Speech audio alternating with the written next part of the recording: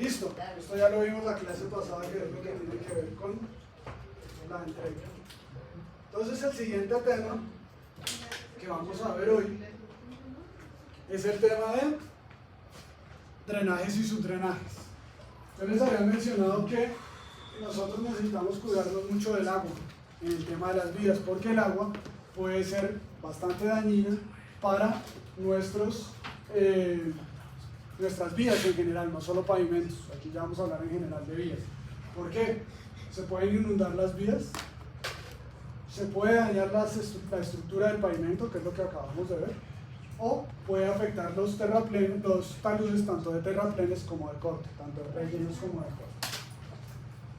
Entonces, vamos a hablar de una introducción, vamos a hablar de los drenajes, de los subdrenajes y finalmente una bibliografía. ¿Qué serán los drenajes? ¿Me recogen aguas de dónde? Lluvia. ¿De las cuencas? Pues se supone que son aguas filtradas, ¿no? Los que recoge pues el terreno.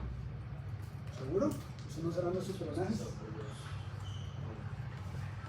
Los drenajes obtienen el agua O sea, El agua están que superficiales. Entonces, drenajes me van a recoger aguas superficiales y subdrenajes me van a recoger aguas subterráneas. ¿Listo?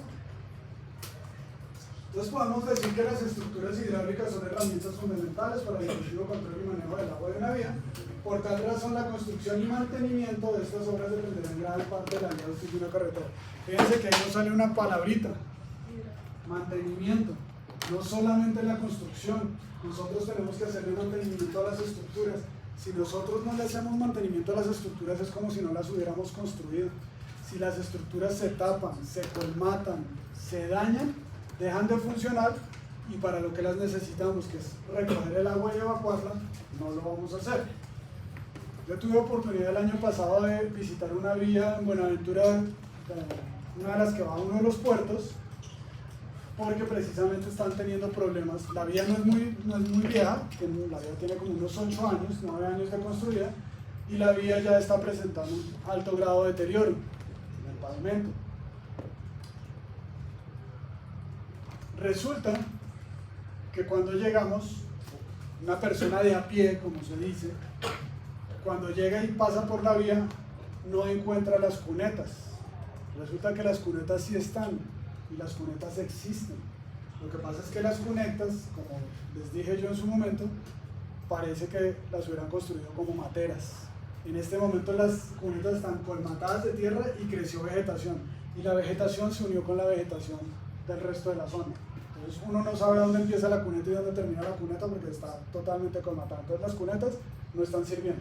Las alcantarillas, que ahorita las vamos a ver, la poceta que recoge el agua precisamente de las cunetas, básicamente es, como su nombre indica, una poceta, también se llenó de tierra, creció vegetación, inclusive en unos hay árboles hasta grandes.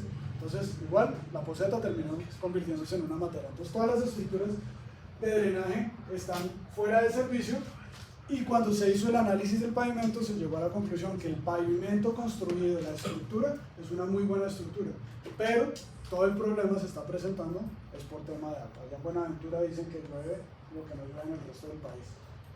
Entonces, mucha agua, y lo que está dañando el pavimento es el agua. Las obras de drenaje entonces tienen como objetivo principal controlar el agua que llega a la vía y la afectan por escurrimiento superficial en el caso de los drenajes, o también aguas subterráneas por temas del nivel freático. Entonces lo que buscamos con estas obras es canalizarlas y evacuarlas, evitando algo que ya les mencioné: que se inunden, que se debilite la estructura del pavimento, o que se erosionen o derrumben los taludes, bien sean taludes de corte o taludes de relleno. ¿Cómo vamos a dividir las obras de drenaje? En este caso vamos a hablar de obras de drenaje. Las podemos dividir, primero, las longitudinales, como las cunetas, canales o bordillos, que son las que van en el sentido de la vía, por eso se llaman longitudinales, y las transversales, como las alcantarillas, que cruzan la vía de un lado al otro de la vía. Inclusive el mismo bombeo de la superficie de la vía se podría considerar como una obra de drenaje. ¿Ustedes saben qué es el bombeo de una vía? ¿No es el bombeo que acabamos de hablar? ¿Bombeo que sale el agua? ¿Cuál es el bombeo en una sección transversal de una vía?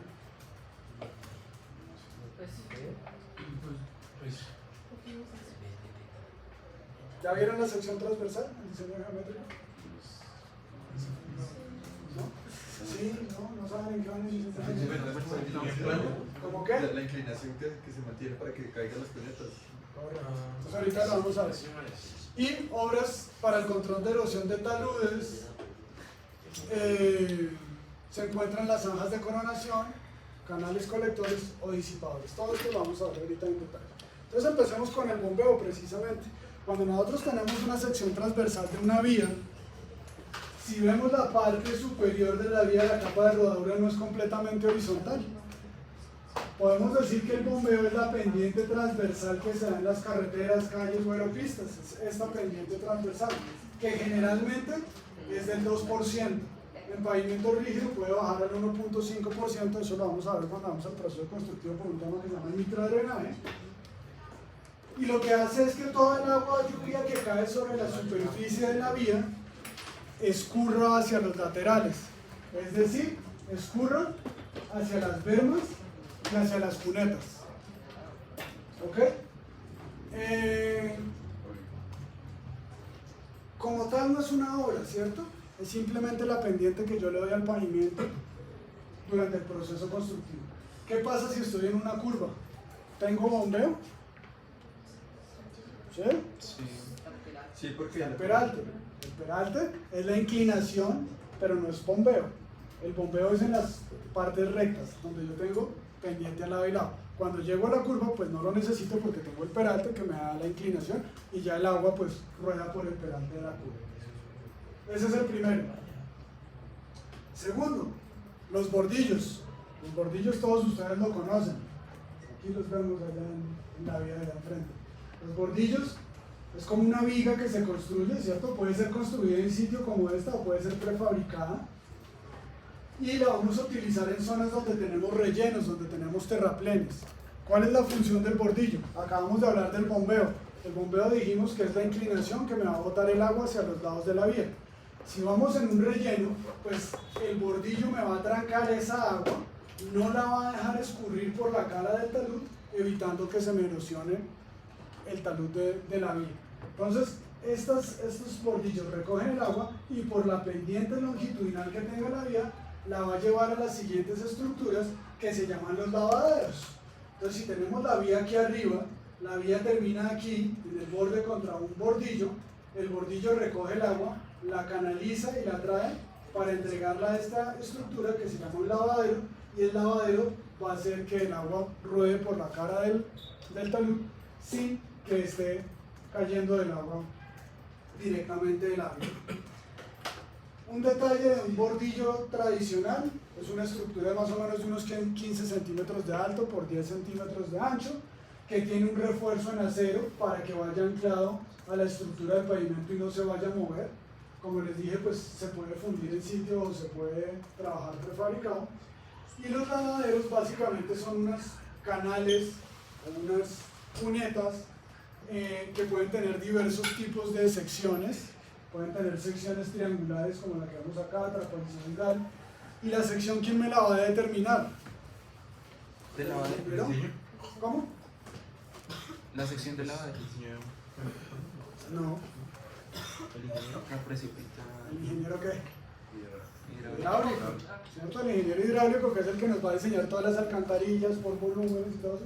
Entonces el ingeniero hidráulico me va a diseñar, dependiendo de los caudales que él calcule, me va a diseñar la sección que debe tener este lavadero. Obviamente cuando me hable de la sección va a ser la sección interna. Ya lo que yo me gaste en las paredes construyendo el lavadero, pues son dimensiones adicionales. Normalmente se construyen en concreto y en concreto reforzado, para que el refuerzo ayude al concreto a que no se nos fracture fácilmente esos elementos, que son elementos pues a veces bastante largos y esbeltos. Entonces pues el acero ayuda al concreto a que no vaya a tener este tipo de daños. Entonces hasta ahí ya llevamos tres que básicamente se complementan: el bombeo, los bordillos y los lavaderos. Una pregunta: ¿y hay una norma para eso? O sea, para los drenajes de Sí, Sí. claro, pues hay que hacer cálculos, hay que hacer todo el tema de la hidrología para determinar los volúmenes de agua, la intensidad, duración, frecuencia y saber qué volúmenes existen, Pues yo me poder refería calcular. más como, o sea, de la NSRS, que diga como drenajes a cierta cantidad, o por ejemplo, cargas de viento, ¿sí? Existe el RAS, en ese caso se trabaja con el RAS, porque la NTS 1500 no, la NTS 1500 es más para instalaciones interiores. Se trabaja más con el RAS y creo que el INVIAS también tiene algo de normativa para diseño de alcantarillados. Cunetas, cuarta estructura. Entonces hablamos que había obras longitudinales y transversales. Las cunetas son obras de drenaje longitudinal, o se conocen con la sigla ODL. Las cunetas son estructuras o canales que se adosan a la parte externa de la vía, de la corona de la vía, y la cual me va a recoger todo el agua que venga escurriendo por las caras de los taludes de corte, o también que vengan por el bombeo de la vía cuando vamos en corte y no vamos en relleno. Entonces en ese caso las cunetas se construyen en el mismo sentido de la vía, recogen esas aguas y las conducen hasta otras estructuras que vamos a ver ahorita, que son las alcantarillas. Les voy a mostrar un videito de cómo es un proceso constructivo de una cuneta para que lo vean un poquito más.